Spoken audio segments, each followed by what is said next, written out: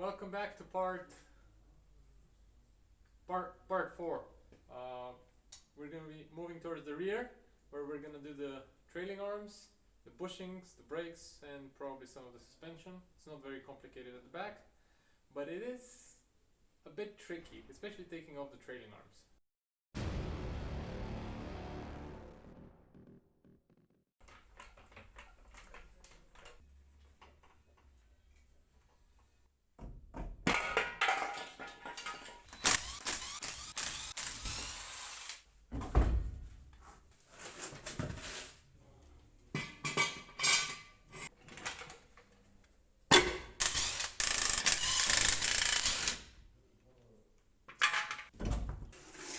Let's see what we're working with. First of all, shock absorber definitely shot. The springs are also some kind of aftermarket alternative. This one looks like it's broken. Gonna replace both of them. The trailing arm looks in good shape. Normally they rust out here and here, but this one seems to be hanging on pretty well. The brake line is relatively short. Good thing we're replacing that. And the drum brakes are making a weird noise, but other than that, looking good. Let's see on the other side. On the right side, everything looks about the same. Shock absorber, weird looking spring, drum brake seems to be not making bad noises. We're gonna replace the bushings anyways, and that brake line over there. This is a common rust spot. Looks like somebody either painted it at some point or something, but there's no rust here, so I'm happy about that. This is of course surface rust. There's some more over there, but nothing that cannot be treated easily. Now let's start by loosening the control arms and see if the bolts will want to come out or not.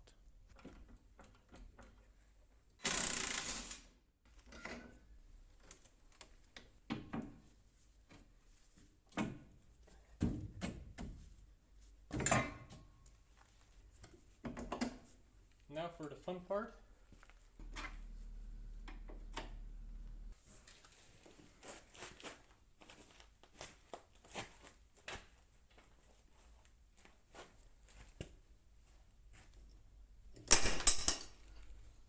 Ideally it's gonna snap on the other end as well.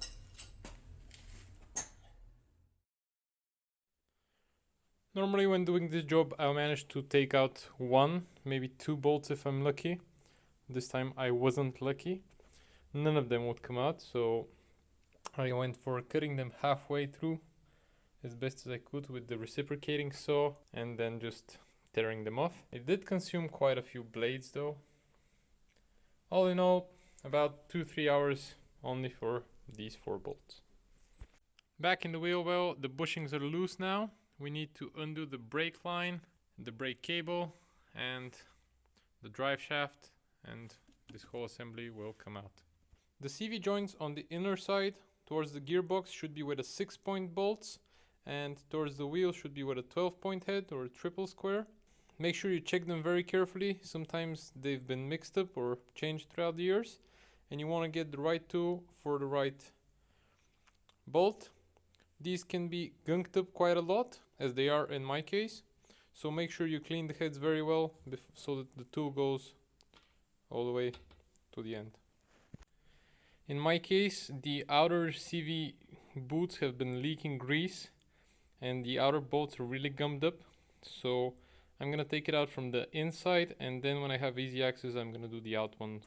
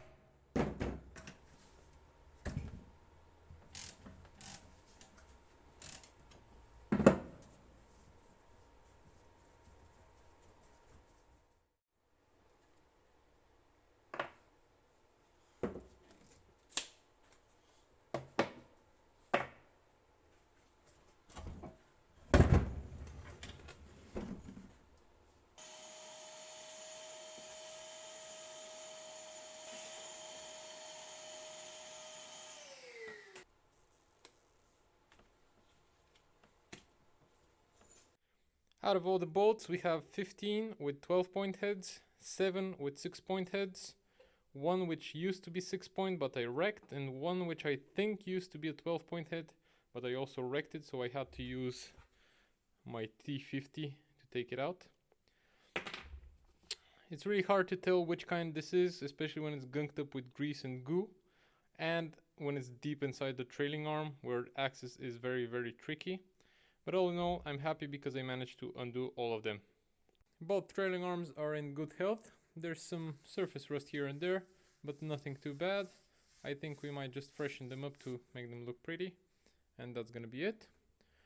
Obviously we're gonna be replacing the bushings over here, so that's out of the question. This bearing is a bit short. It locks up. This one spins freely. Both cylinders are okay, no leaks here in the boots, which is good. And there is some meat left on the pads, we'll see about replacing those. I need to check what the minimum thickness is. But all in all, I'm happy at this point. It just occurred to me that since the bolts are broken inside, I cannot use my normal bushing replacement kit. So I'm gonna have to use the C-clamp.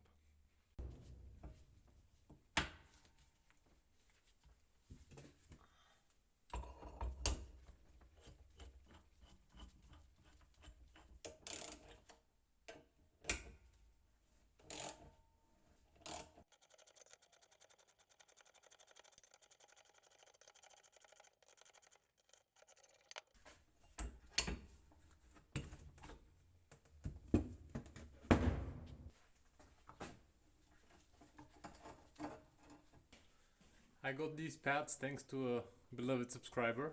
Thank you very much.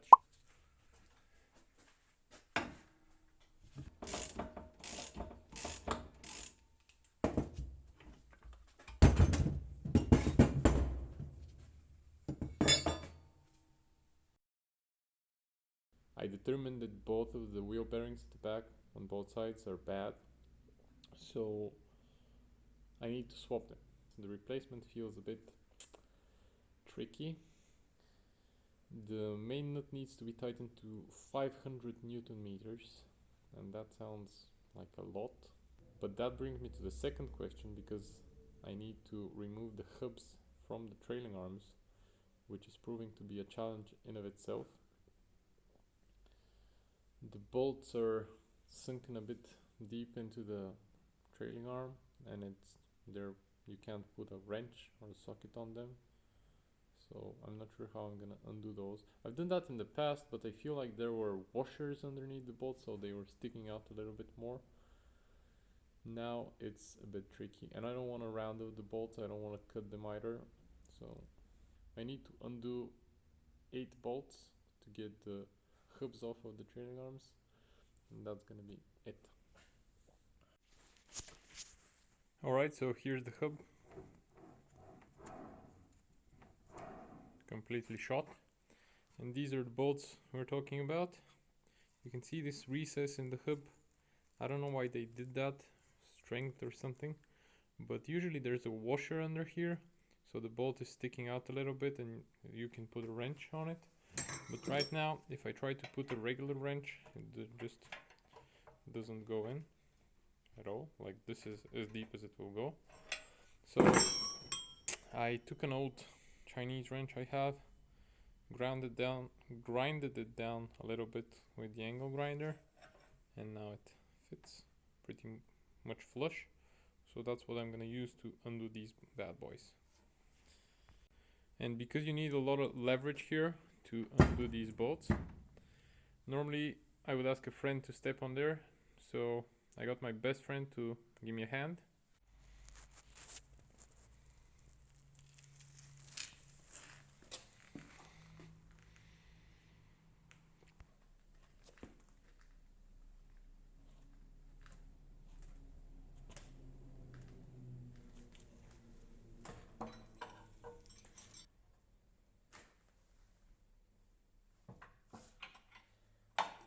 Yes. We have 2 bare trailing arms and 2 hubs separated from each other, divorced probably for the first time since this came out of the factory in Germany.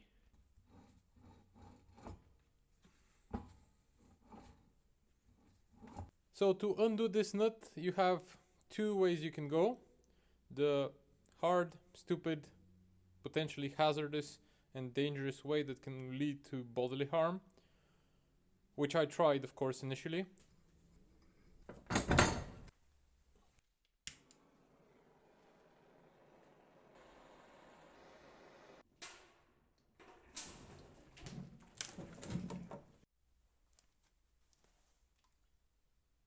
And I managed to undo one of the hubs, but I couldn't do the other one, so I had to go the standard way and find help.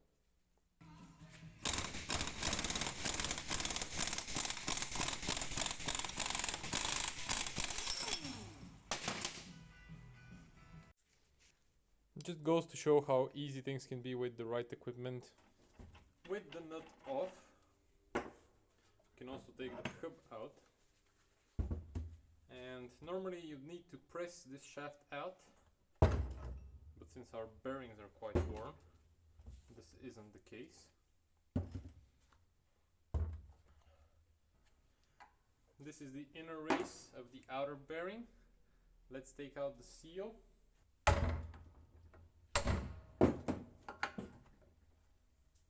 There's that seal. There's a spacer in between the two bearings. And on the back we have the other seal.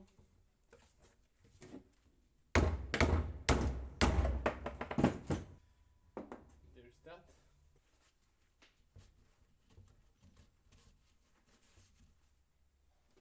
Here we have the retention clip, and it's pretty strong, so you need a pair of pliers. Otherwise it's going to be very, very hard to take it out.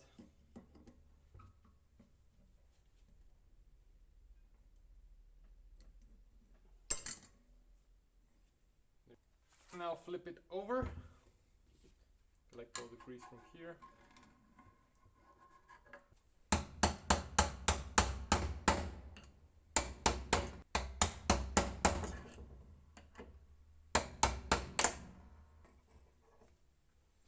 And this is the bearing and the spacer or sleeve, call it what you will.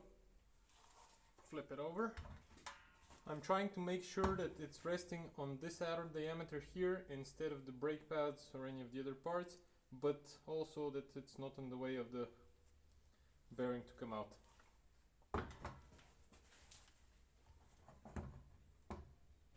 It's much easier when you take out all the grease, which is a lot.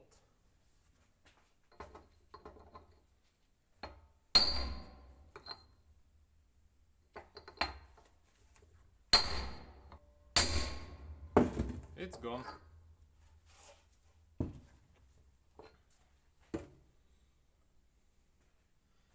There's the outer bearing.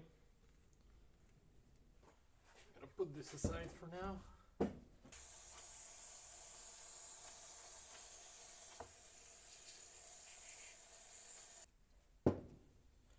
In moments like this, I like to pretend that I don't pay for my own brake cleaner.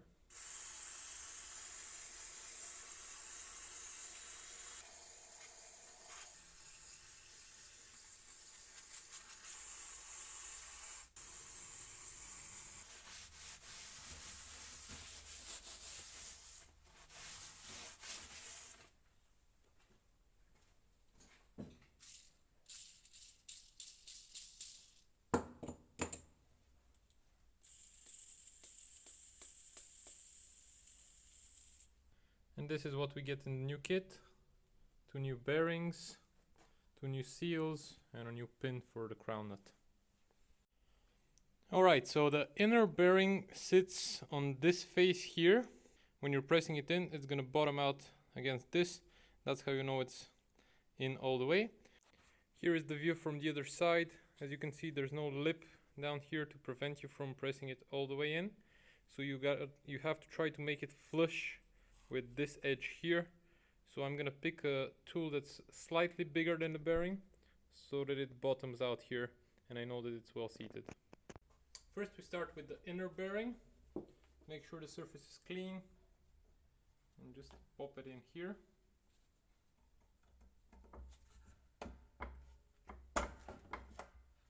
This one actually didn't need to be pressed in. Normally you need to press it in with a hammer or something. The retention clip now.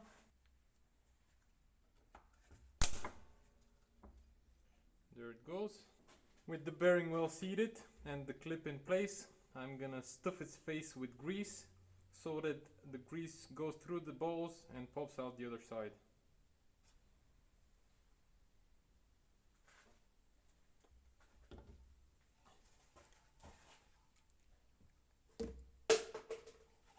Everything greased up now, we can take off some of the excess and we can install the seal. Both seals are the same, so there's no way to mix them up.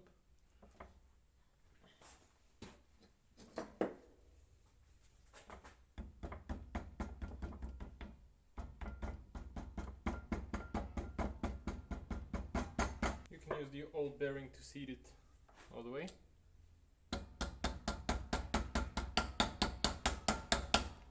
And now I'm gonna open the device a little bit. And it's time to install the shaft. Make sure it's nice and clean all the way through. This is the surface that rubs on the seal, so it needs to be well cleaned.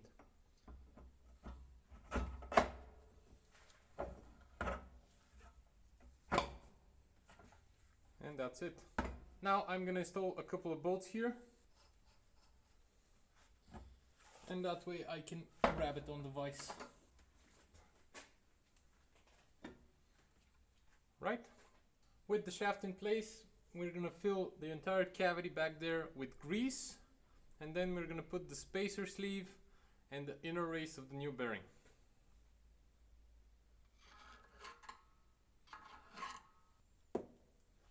And this is, by the way, just regular ball bearing grease.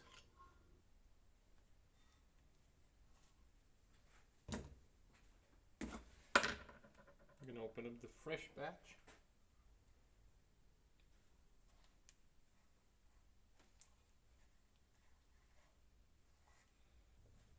Now the spacer sleeve.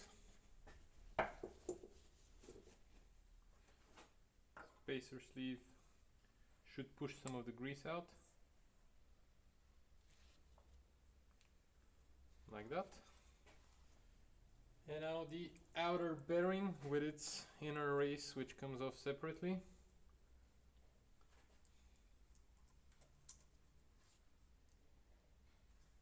You want to fill the bearing, of course, with grease. And now a drill with a slightly bigger diameter, so we know when it bottoms out. This is a 64 mil. It's a bit flared at the bottom, so it's gonna work for sure.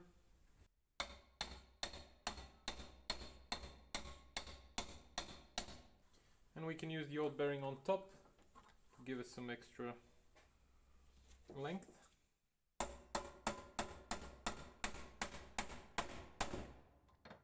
Now I'm gonna scrub away some of the grease to make sure that it's nice and even. Could use a couple more love taps.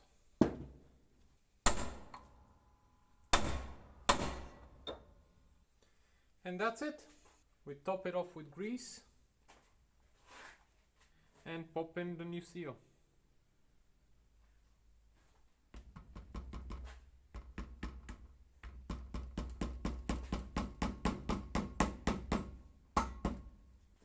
Lastly, we're installing the hub. This is where the seal seals and sits, so you want to make sure this surface is nice and clean, and also that there are no rough edges or any scratches, something like that, that might damage the seal.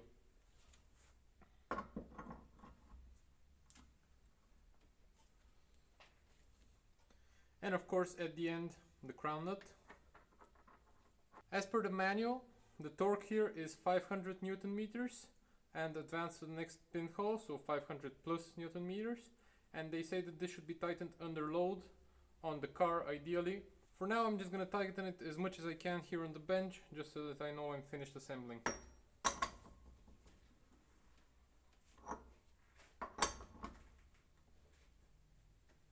And once I'm done with the tightening, I want to make sure that everything spins nice and freely. It's fresh bearing, so it's not gonna have any inertia or anything, but there should be no binds and sticking up and so on.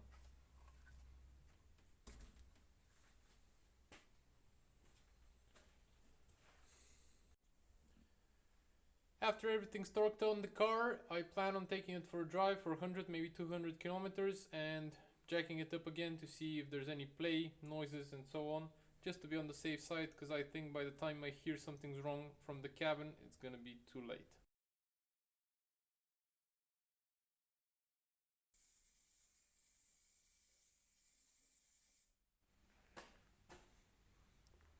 Time to install some new bushings.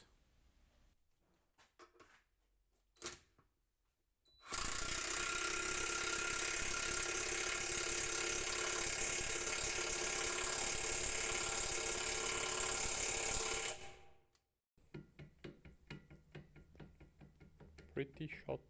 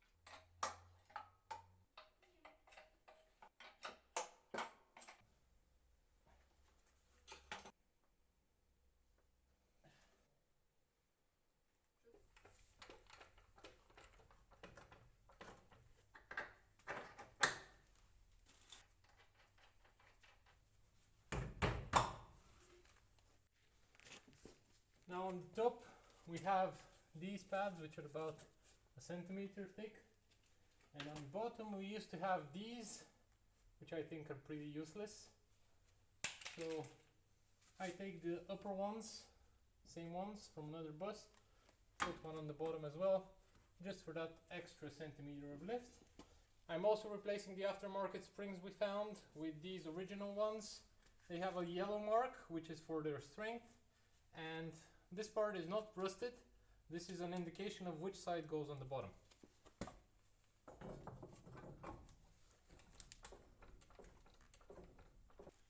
Don't forget to align the notch. And of course, some brand new shock absorbers.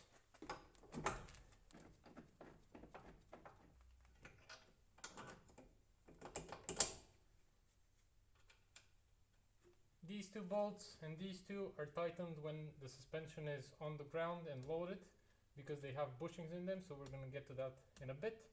For now, we can move to the other side.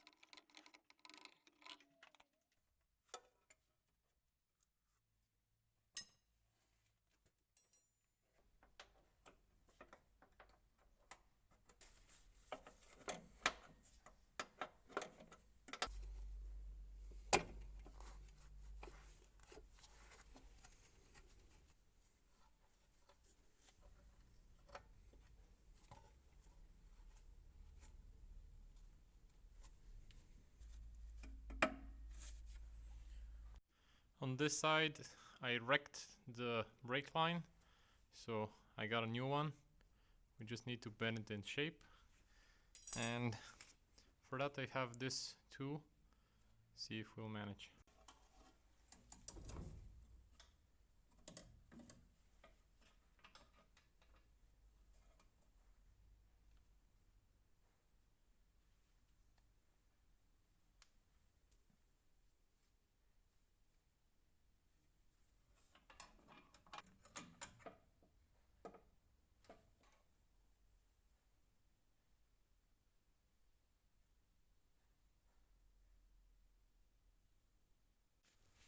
All in all, pretty good.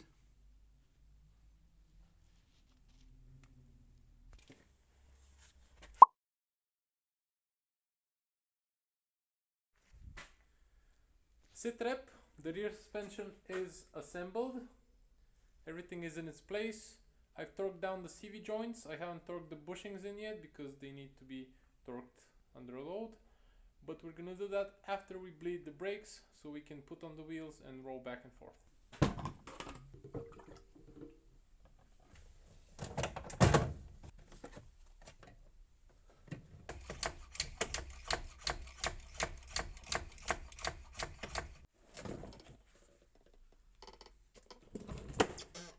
So, bleeding the brakes is officially postponed for now.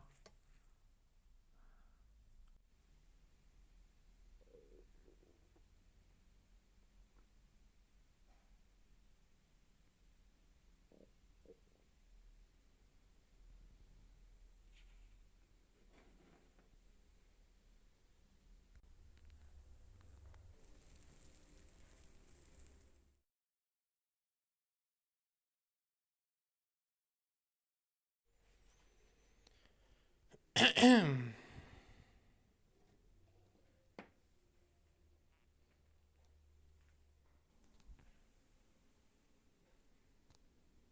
days later, we're back where we were 2 days ago and about to bleed the brakes.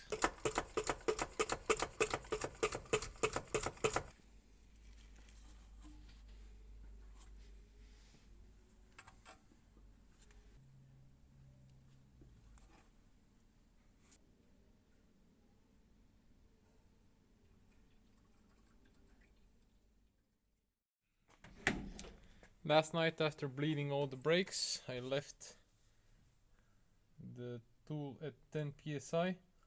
So overnight, no leaks, everything is bone dry underneath, I already checked.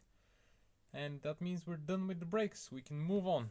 Perfectly topped off, so we're gonna keep it as it is for now.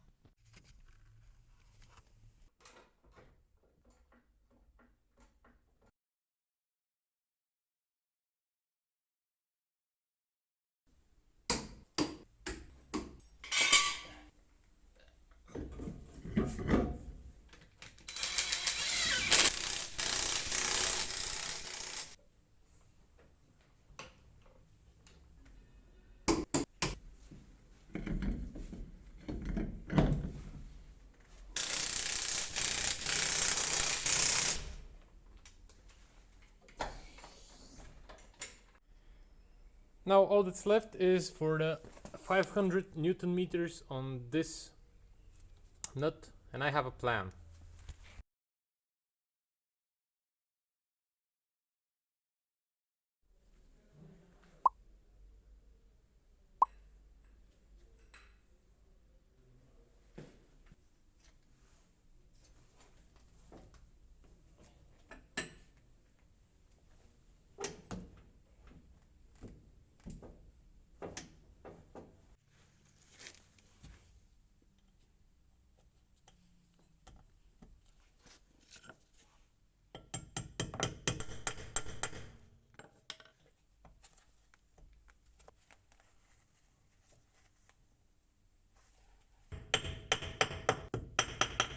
Now the other side.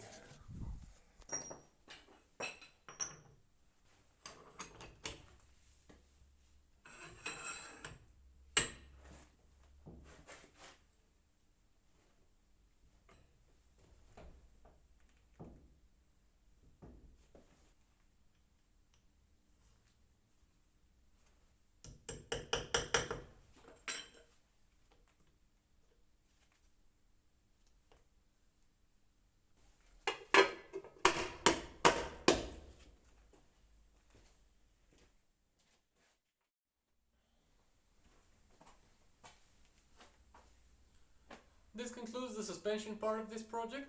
The front and the back are all nice and tidy. All that's left to do is an alignment, but we'll get to that a bit later. In the next episode, we're going to pay some attention to the engine.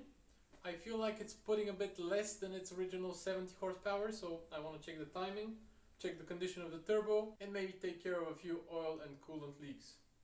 I also have a big surprise coming up for you guys, so stay tuned. I hope you enjoyed this video. If you did, drop a like, ask me something in the comments, and consider subscribing. Bye!